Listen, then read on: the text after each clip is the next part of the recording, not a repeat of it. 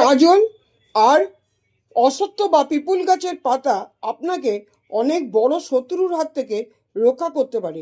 শত্রু যদি আপনার অত্যন্ত শক্তিশালী হয়ে থাকে তাহলে কি করবেন আপনি? সে হচ্ছে আপনার পিছনে লাগছে, আপনার যে আপনি কম পয়সা, আপনার আর্থিক অবস্থা খারাপ, সেই জায়গাটা সুযোগ নিচ্ছে, আপনার সম্পত্তি হড়প করতে চাইছে।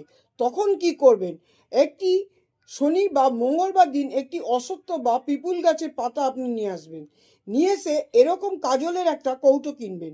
কৌটো থেকে কাজল নেবেন এই আঙুল দিয়ে, এই আঙুল দিয়ে, এই আঙুল দিয়ে কাজলটা নেবেন। নিয়ে এই আঙুল দিয়ে তার নামটা লিখবেন, হাতটা এরকম রাখবেন, এই আঙুল দিয়ে তার নামটা লিখবেন, হাতগুলো যেন বেঁকা না হয়ে যায়, এরকম থাকবে, এরম থাকবে।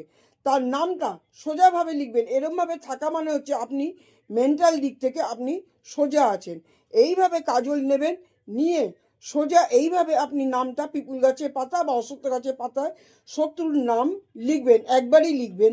আর শত্রু বিনাশ হয়ে যাক, আপনার দিক থেকে সরে যাক, বিনাশ মানে আপনার দিক থেকে সরে যাক, এই জিনিসটা আপনি চাইবেন। এইভাবে লিখে কি করবেন, এইটা সন্ধেবেলায় এটা থাকবে আপনার ঘরে। আর শত্রু বিনাশ বা শত্রু সরে যাক এটা আপনি 21 বার বলবেন। বলার পরে কি করবেন, আপনি ওই পাতাটাকে কালো কাঠ দিয়ে আপনি বাঁধবেন।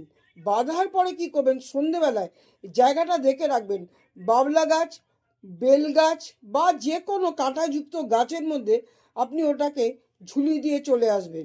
এই পাতা যত শুকোতে থাকবে, যত পাতাটা শুকোতে থাকবে, ততই আপনার প্রতি যে নাকি শত্রু আপনার প্রতি মনোভাব পাল্টাবে এবং সে তার বিবেকে দংশন হবে।